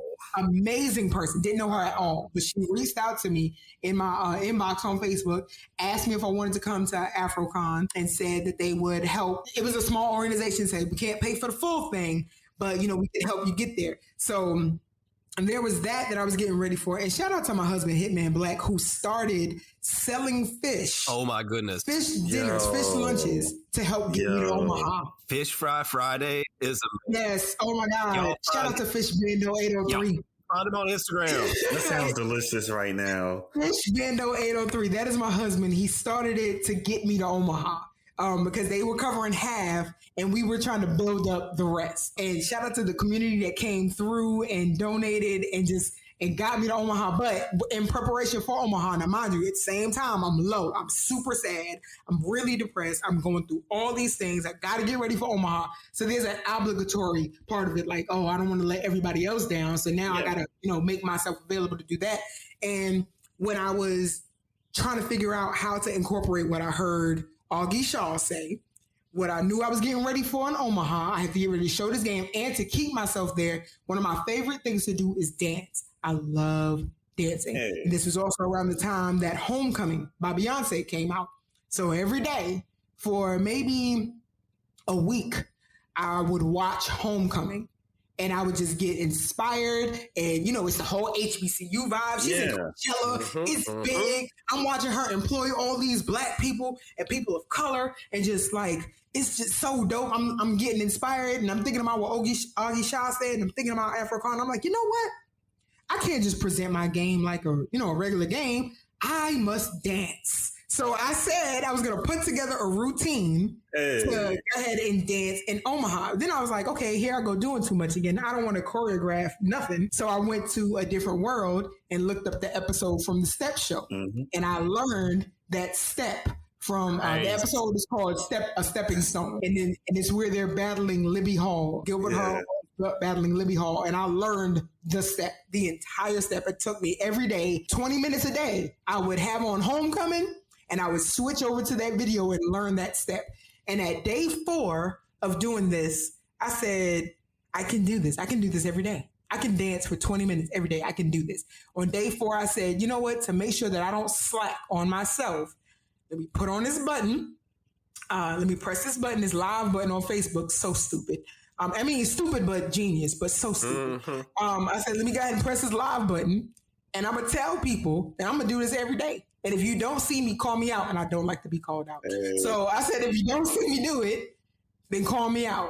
And I stuck to it, dancing every single day for 20 minutes. And I go on Facebook Live for my last song and I dance. And that's it. And today, when I dance today, it'll be day home. Let me look at my phone because I don't want to get it wrong. And I do be mixing days up. Today will be day 673. Ooh, wow. Consecutive. I have not taken a break off dancing. Thank you. And I do it. I post it up. I didn't think it was really going to be anything other than to keep me accountable, but I went to Afro-Con. It was amazing. I did the dance. And my friend actually learned it. She drove from Tulsa. I didn't even know she was in Tulsa. What? She heard I was going to Afro-Con. She said, I'm in Tulsa. It's only like 6 hours away from Omaha. I'll meet you there and I'll help you because I was going alone. Yeah. Going to Omaha alone. And yes, there are Black people in Omaha. That was the first thing Jay told me. That's wild. It is amazing. The history and the culture of Omaha, Nebraska. No, you ready? Is incredible. I know. That's the weird part. You're right. It just doesn't seem like we're out there, but you're all right. It does have an excellent history. You're all right. Oh my God. Sustainable Black folks out there. Incredible. I couldn't believe all the things that I was being told about Omaha. I was like, what? Where, what? And I went, I was down the block where I stayed. My Airbnb was down the block from Warren Buffett. I was about to say, because that's why he stays there. Why was he? And the weekend I was there, he was there. I didn't see him, but the weekend I was there. So again, manifestation, law of attraction. I'm like, yo, you know what I'm saying? I could do this. And I just kept going. And I want to say maybe 2 months after dancing every day, a friend of mine hit me up in my DMs and said, I just want to tell you I'm proud of you. And every day that you've been dancing, I haven't smoked. So I've been following you. Every time I see you post up, I know it's another day I don't have to smoke. And I don't believe he's smoking. No, he's not. No, he stopped smoking. Yeah. Wow. So 670 days for him. Mm-hmm. Yep. Mm-hmm. motivating other people. Yes. So that's what Knees Up is. And the Knees Up came from, again, tying it all in, from when I watched The Cosby Show. There was an episode with Claire trying to lose weight. Yeah. And her sister in real life, Debbie Allen, who played an aerobics instructor, was like giving her help. She was like, you want to get into this dress? I got you. And when they started doing the aerobics one-on-one, she was like, come on, get them knees up, knees up, knees up. Knees up. And that's what had me getting my knees up, and that's why it's called Knees Up. Mm-hmm. Oh man, okay, that makes sense. That's so fly. Man, I'm trying to tell you, like, your understanding of that culture, you were not lying when you say you're a 80s baby. Mm-hmm. Right, you got, Oh, yeah, Jane Fonda, aerobics, all that. Listen, if you go through my videos on my Instagram, this will be on the Queen It Shall Be Instagram, not my Hillman. Understood. Even though I have used my dancing and incorporated it with Hillman the Game, which has been fun. That's why TikTok is fun, because I use TikTok to incorporate my dancing in Hillman and for advertisement and marketing. So it encompasses all of it. And again, back to the can'ts. Before starting Knees Up, I told myself I can't dance. I was almost 40. I'm 40 now, but I was almost 40 at the time. And I was like, I'm too old to start dancing. Like, what do I look like? I'm too big. I'm too old. I'm a parent. I'm a mom. What I look like? And nah. Don't lie to yourself. Absolutely don't lie to yourself. That's true. And if you see me dance, you won't think that I'd ever had those issues. But that's why I dance and tell people that, yes, I absolutely, that's something that I struggled with, and I do it now. Like, I do one thing every day that makes me happy. It is dancing. I encourage everyone to do one thing every single day that makes you happy, no matter what. I've danced through food poisoning. Ooh. I've danced through, I've been sick. Yeah, when I came back from Omaha, I had food poisoning, and I didn't get it in Omaha. I got it when I got back home. Yeah, so I danced through that. I've been sick. Just as an adult and a parent and a married one, I've danced through arguments. Like, I've danced through the pandemic, dancing through that still. I still dance every single day. And I don't have a set time to do it. And that's the cool part. Like, when you do things on your own, you get to give yourself that leeway, but do it. That was my thing. My thing was, I can do it at any time, but damn it, do it. Do it. Make sure it's done. And it feels good. Like, even at like day 7, I was like, I did this for 7 days. And then you want to see yourself go to 8. And then you want to see yourself go to 21. And then when you see yourself do a month of anything, and I'm not just talking about dancing, but for me, just seeing myself, like, just seeing those notches and knowing that I did it, it's evolved. Like, I started dancing in my bedroom. Now I'm downstairs. I have a nice sized living room, and I've been blessed with lights. Like, my dad messed up. Okay. He gave me LED lights. All right. It's not my fault.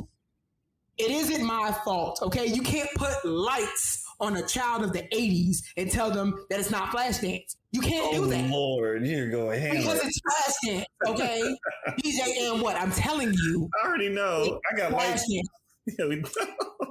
eBay is a trick of the devil. And the smoke machine was not planned. That's all I'm saying. Smoke machine now? Listen. The dry ice is pumping it out. Pumping it out. It is so much.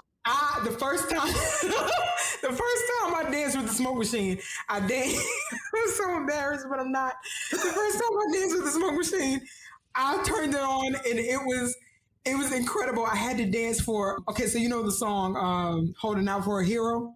Yeah. I need a hero. Yes, with the smoke machine and lights. I was really doing it. You can't tell me nothing. I'm a dancer. That's it. Is that one on film? Yes, it is. I can send it to you. I'm not gonna watch that. Send it to us. I'm gonna watch that, yo. I ain't gonna.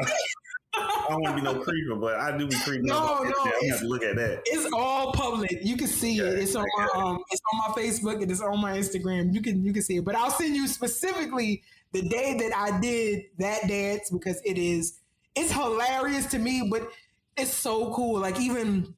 That sounds like that was production work, though. There's a lot of production work on that one.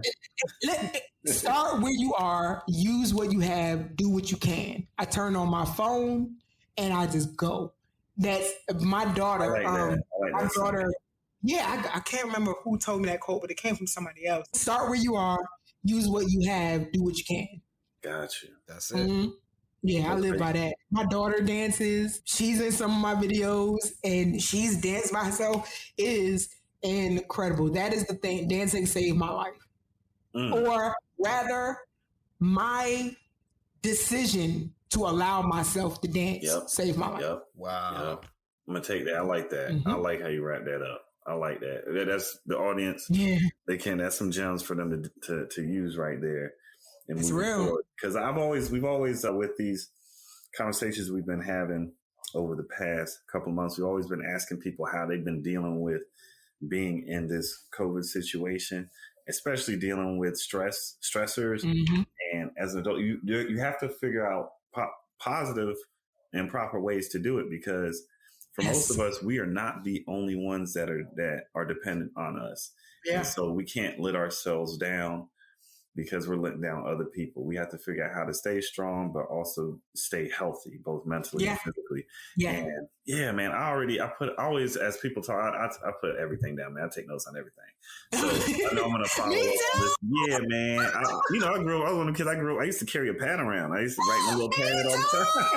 I used to have random sets of paper stuff that mattered to no one but me. Yes. Like I remember, oh my gosh, I used to be picked on because I was so happy. Like people would literally say, "What's wrong with you? Like you're happy so much, it's a problem." And I'm like, why? Wow. Like, why is it a problem? This little piece of paper right here with these stats on football games that I'm never going to see makes me happy. Like, why can't I just have my stats? It's okay. But when I start busting people upside the head with glitter, now it's a problem. That's a problem. Come on, man.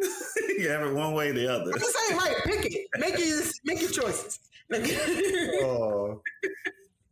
continuing on, kind of on the same vein of questioning, we always ask our guests about the importance of work and life balance. And, as adults, we want to have a career, we want family, and we want a good social life. How have you maintained these relationships while striving to build legacy as a creative? And I know legacy is a big thing for you. Yeah. That's basically been the entire push for you, dealing with not having a legacy to now having one, something to pass down to your generation. Yeah.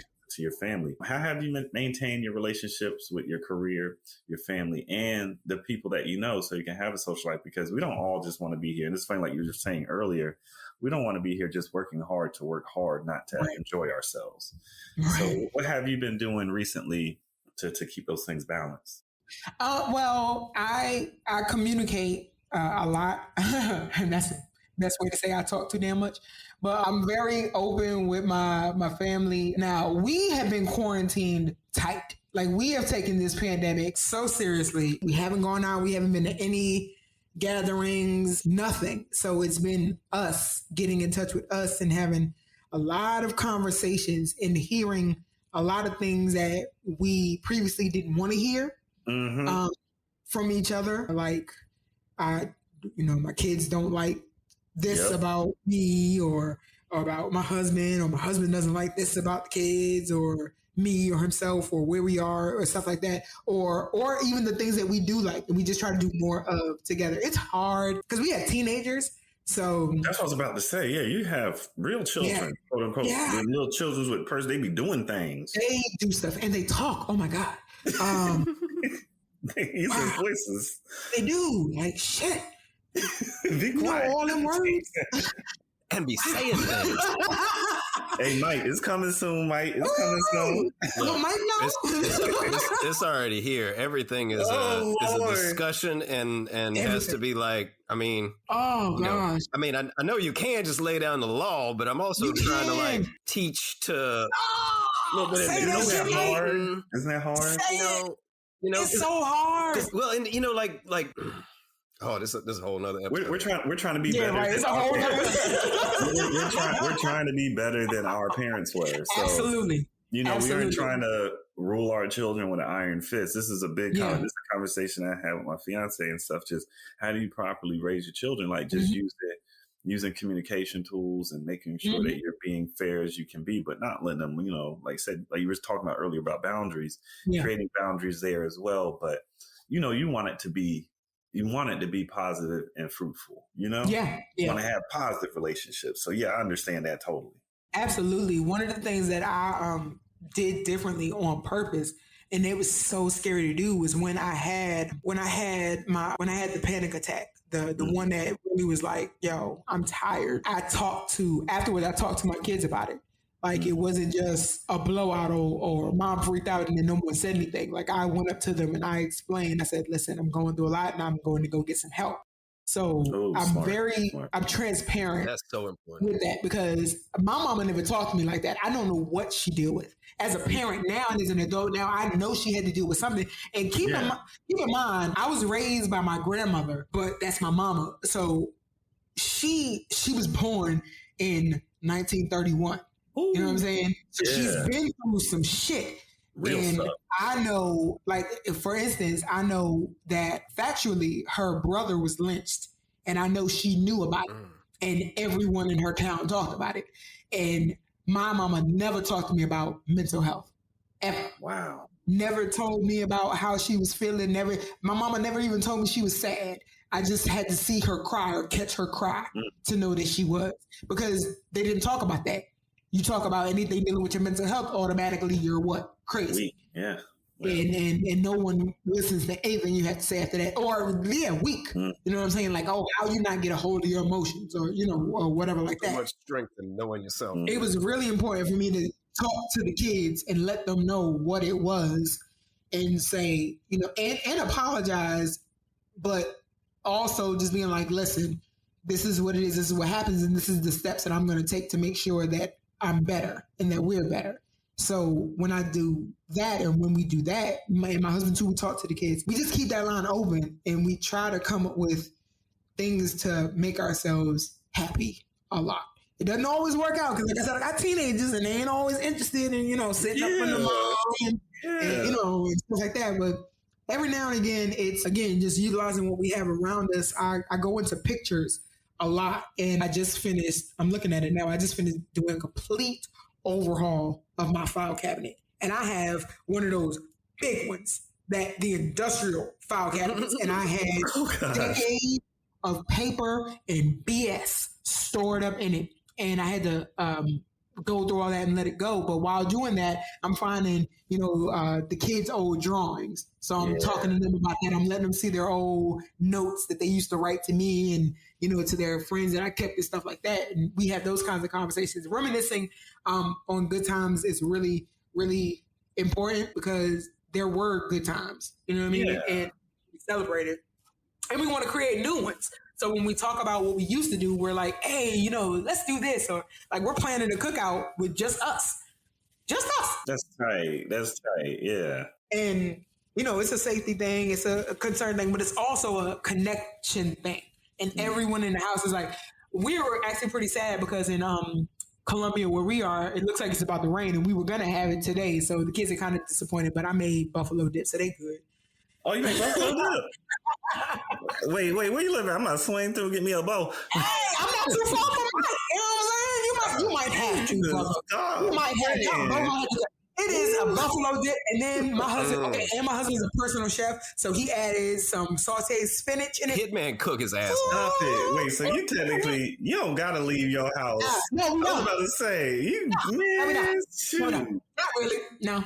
Not really. That's fly. That's too dope. Okay. Well, see, that's what I'm saying. That's why it's important to see how you're working at maintaining those positive relationships and stuff like that. It's good, especially for our people to see that and see what kind of tools people use, what kind of strategies, because a lot of us, we haven't been raised with that opportunity to see that stuff. Most of the time you'll see it on TV. You may see it from other people that don't look like us, but we never really get to see ourselves doing it. And so, what kind of positive impact you're going to have on your children, because they're going to grow up with, hey, this is normal. You're supposed to communicate and talk with your parents. So when they have children, that stuff's going to pass down to them. So that's something that I know, especially talking with folk in our era about dealing with those things, because we want to make sure that next crop of children that come out of us, that they come out with a very good self-esteem, positive understanding how that they can do things, that they feel powerful, that they feel loved, and all those things without having to search for it elsewhere or get lost in the cycle of stuff that is out there that is not good.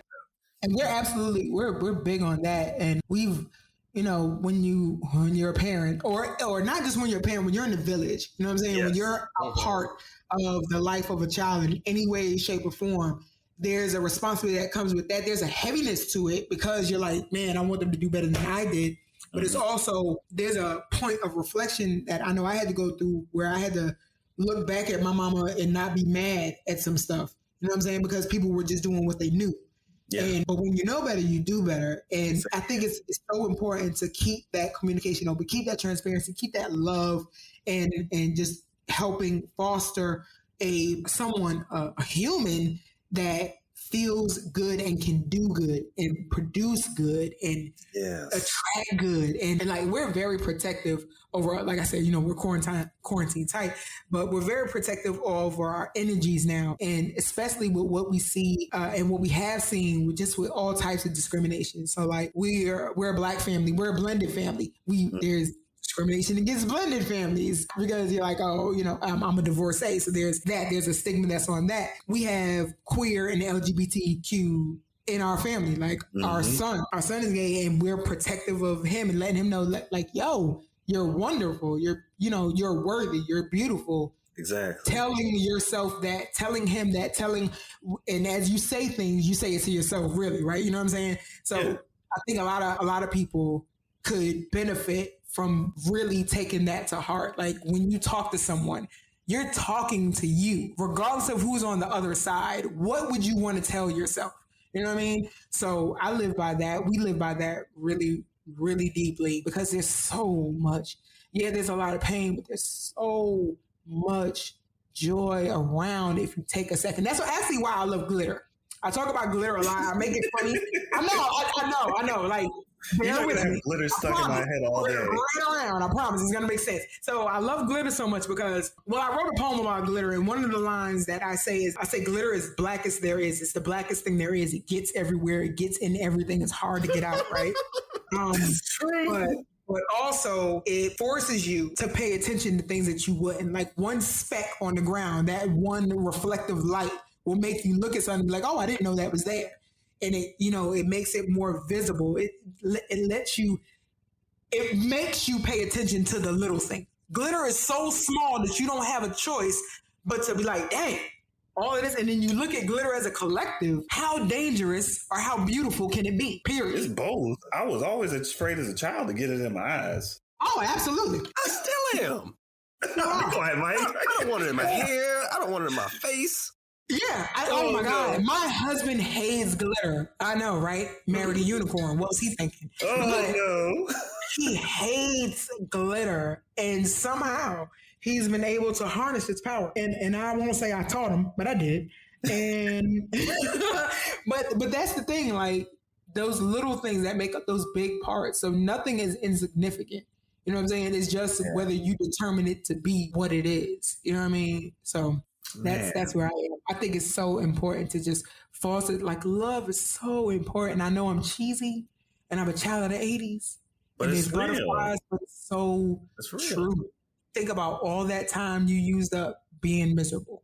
Yep. What could you do to smile right now? And how could you carry that forward? It can be done. I'm doing it. I look at that board game every day and I'm like, the impossible can happen. Exactly. Period. Like I said, manifestation and positive thought. I mean, it goes a long way. And faith, believing is gonna, that it's gonna be there, but also, have some action to it. Yeah. Put in the work after you make those thoughts. Yes, that's supposed to be fuel. Right. Focus on it. You think about it, then you put in the work. Right. My friend, I was on a podcast with her a couple months ago, and she talked about being relentless. Like, what will you be relentless for? What will you do no matter what obstacles are in front of you? And so for me, one of the things is, the dancing every day. I'm relentless. Like, everyone knows when I say I'm going to go dance, that's it. It's dance time. I'm going. It's my time. Leave me alone. Let me do this. It don't matter what time, as long as it's before 11:59 at night, I'm going to dance. So I'm relentless about that. What can we afford, or what can we allow ourselves? Like, what can we give ourselves permission to be relentless about? And the biggest and best answer I could come up with is you. Drop them. Drop the mics. That's it. Yo, you're right. You're very right. If you can't do that for yourself. If that's all you got, you take care of it, right? Yeah. If it's your last, you are the first and last you, right? Yeah. Take care of it. Wisdom. Figure it out and believe it can be done. And it will. And speak on it. Talk to people, but also realize that you too have a power. You too are smart. You know what I mean? Like, don't get wrapped up in someone smarter than you, so let me do exactly what they tell me to. No, they're them. You still have to take care of you when they're not there. So listen to yourself. You got it. If you're telling yourself the truth, you got it. You got some, maybe got so many takeaways from this. Because like I said, at first I could tell your way around words, first of all. But second of all, Brooklyn. Yeah, that's what I'm saying. And you got your experiences as well. Like the way you put this stuff together, man, it has been refreshing talking to you today. Thank you. And I know we're getting up on the 2-hour mark. I know. You're our longest interview that we've had thus far. And I mean, but you couldn't tell we've been talking for 2 hours. That's the beauty of it. That's amazing. Right. Yeah, that's like playing Hillman. You will not notice where the time is gone. But I'm telling you, you'll be like, man, it's felt like 15 minutes. We got to do this again. Man. But I have one more quote unquote question before we start to wrap up. Man, are there any other games in development in all seriousness? And if so, if you could let us know about that, if it's okay. And if there's anything else that you're producing that may not be associated to that. Oh, yes, absolutely. There are other games in development. Hillman the Game is still up and available and running, and yes, you're gonna go get yours today, DJ. And what I'm looking out for you. I get so excited when people buy the game. I'm damn near in tears every time. Oh, like a good product. I love it. I'm like, oh my God, they're gonna get to have it. And yes, I am working on other games. Also, In All Seriousness is a board game company for promoting positive imagery in sitcoms, cinema, and original content. So you'll see games based on the nostalgia of shows, and then you also see original games. I'm working on a smokers game. Hey. I am. Yeah, I am. That's going to be fun. So that's one of the original content games. I'm working on a couples game that is going to be similar to the Newlywed Game, except no one gets pissed off. Oh, hey. I want that one. Yeah, I love games like that. Yeah. Especially it's good to do in a crowd or when you have an event, have some folks around. That's fun. Mm-hmm. Yeah. And I love the Newlywed Game. It's just sometimes, like, if you've seen it, some of those questions be kind of cringy. Like, you're trying to start an argument. They know what they do. Yeah, we don't want that. I want y'all to go home happy. Yeah. You know what I mean? Like, I know that feeling. I know being out at an event or a kickback and y'all are arguing, and then some other shit pop off, and now you gotta go home. No, I won't have In All Seriousness to blame for that. But also, I was contacted by a celebrity to develop a game with them. Okay. So I'm working on that. I am also a board game development company. So I help people create games and take it to market. Man, go ahead. Talk your shit, man. Talk your shit. So I do that also. Because I've learned so much, and I have such a good community back, and I know where to direct people to go to. And that's taken all of my years of working in academia, working in offices. I've done a lot of different jobs, and I just tried to put it all into something useful and providing opportunities for people to make their own way. In All Seriousness is also a publishing. We're getting a publishing. That is fly. That's what you want. Yeah. Oh my God. Okay, I'm excited. Hillman the Game is also coming up on a game show on my Twitch channel. So, yep, I'm working on that. I'm trying to see what else. I instruct dance also for Knees Up. So, yeah, you can actually learn choreography from me. And where do you instruct the dancing at? On my Patreon. Actually, I have a Patreon. Yes, I do have a Patreon. Patreon.com/Queen It Shall Be. That's where you can catch my Knees Up. And I'm opening up my Discord for my Knees Up dancing also, because I've learned so much being on Twitch. Shout out to Twitch. Isn't it fun? Shout them out. You can shout them out. Oh My God. Actually, me and my husband are going to have a co-stream later today. He streams on Twitch also. And I play The Sims. I love The Sims. I'm building Hillman inside of The Sims, and I stream that. So you can catch me on twitch.tv/Queen It Shall Be with no E bars. She come through. And just promoting Black joy and joy all around. That's what I'm up to. That's phenomenal. Well, I know we're going to get ready to sign off. However, are there any other locations or websites or people that you want to shout out promote? Yeah, I didn't want to say it like. Yeah, no, we're being honest. Yeah. We're being honest here. IAS Games. Shameless promotion. Yes, there is other thing. Oh my God. Okay. So iasgames.com is my website. You can purchase Hillman the Game from there. Hillman the Game, the first and only board game dedicated to America's favorite fictional HBCU. That's right. Hillman the Game. If you don't have one, you're lame. That's what my husband, he says, and it sounds hilarious. But yeah, I have merch. On my website, I also have tabletop tees. So I have t-shirts dedicated to the tabletop board gaming culture with favorites such as Banker, because trust issues.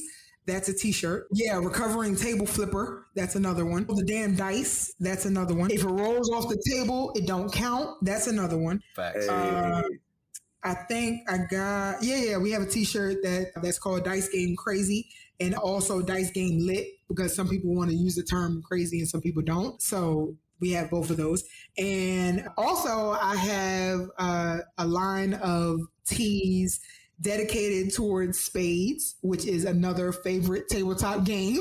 Oh, yes. Yeah. So, I have t-shirts that say, what is it? Joker, Joker, Deuce, Deuce, Ace, period. So there's that shirt. There is, what else? Oh, yeah, I'm sorry. Team Hillman. I have t-shirts and hoodies that have the characters from the game on them. I have Kappa-Lam the New hoodies, because if you've seen the show, you know that Ron was a member of the Kappa-Lam the New fraternity. And they were whooping his behind. And I had Alpha Delta Rho hoodies as well, because that was Whitley's sorority. I have that up there. You can get your Hillman pride on. You know, it's got Hillman on the sleeve. Hitman has his. Shout out to my husband, Hitman Black. Please check him out on Instagram at FishBando803. That is his business, the one that started to help get me to Omaha.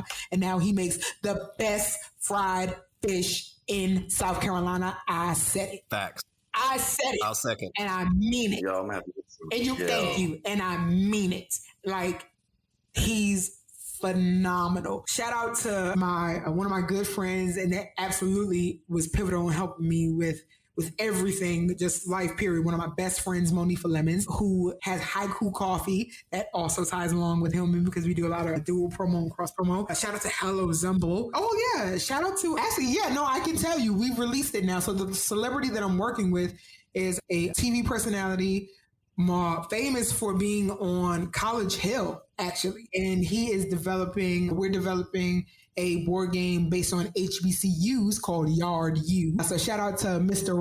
Ray Cunningham for who reached out to me. And he was actually told about me. So that's wild. Like, a celebrity these people know about you, man. And then he reached out to me, and he's so dope. So yeah, I've met some of the cast members. So shout out to all the cast members of A Different World that has seen their character and reached out to me. See, shout out to Sinbad, who's still recovering from the stroke he had. That is right, yeah.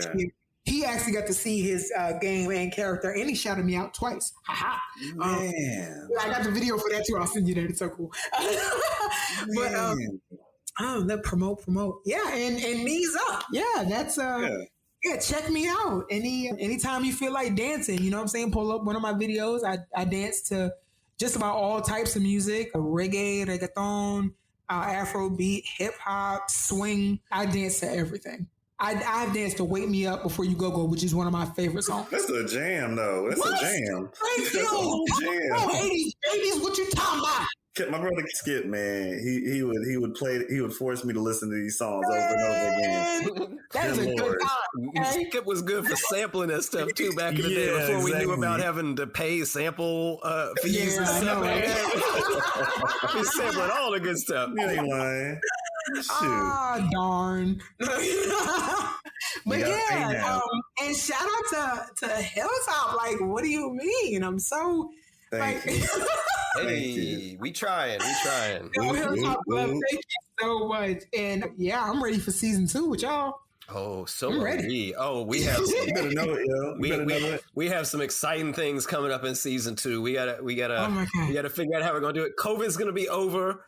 We're gonna whip COVID in the next couple of months. Damn right, because before COVID, I had, for the year anniversary of my dance anniversary, I had a flash mob planned.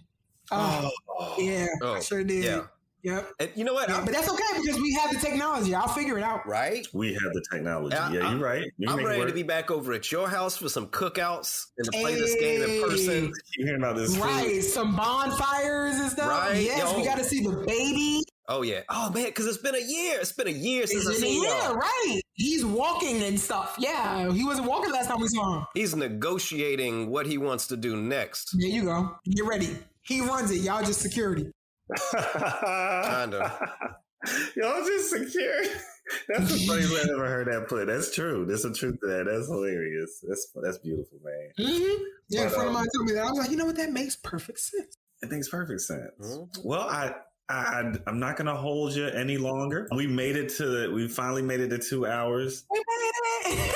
This is our first time ever. And it's a great conversation, man. I've enjoyed my time today, man. I have enjoyed myself. I'm on the website right now about to order my game. Oh my gosh! Yeah, man. I'm gonna sign it for you, okay?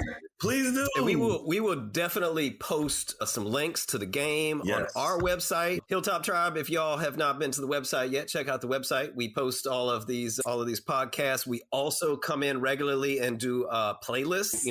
Follow us on Spotify, or we'll just post it on the website, and you can see it there. And there's some talks about a book club. Oh yes. What? Yeah, we're gonna actually start putting books up that we like to read, things that we're interested in, so that people. Oh my god! Yeah, and if you have things that you would like to, we'll take those suggestions, because one thing about the era that we're in, sitting down and reading a book is so cool because it allows you to stop, pause, and reflect. Mm-hmm. Slow the hell down. Say it again so you can actually hear yourself. Thank you. Yes. Yeah, and when you're trying to adult properly, that's something that I think is pivotal, so that you don't make rash decisions, so that you can, you know what I'm saying? So you take it together, all the things that you've been getting from the whole day, and you can concise them into getting the useful parts out of it and throwing out the bullshit.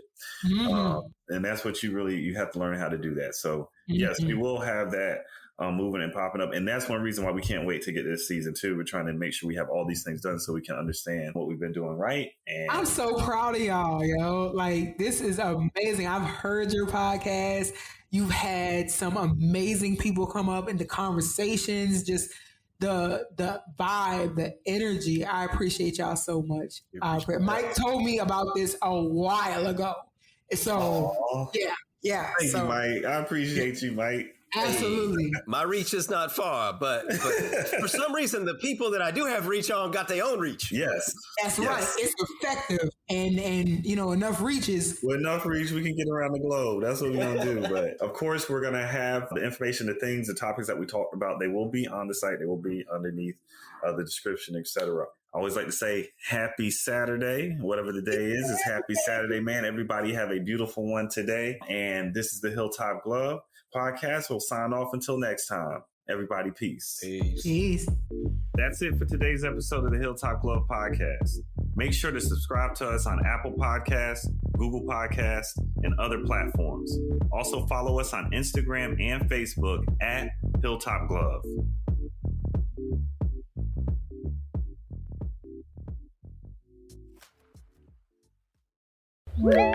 That's it for today's episode of the Hilltop Glove Podcast. Make sure to subscribe to us on Apple Podcasts, Google Podcasts, and other platforms. Also follow us on Instagram and Facebook at Hilltop Glove.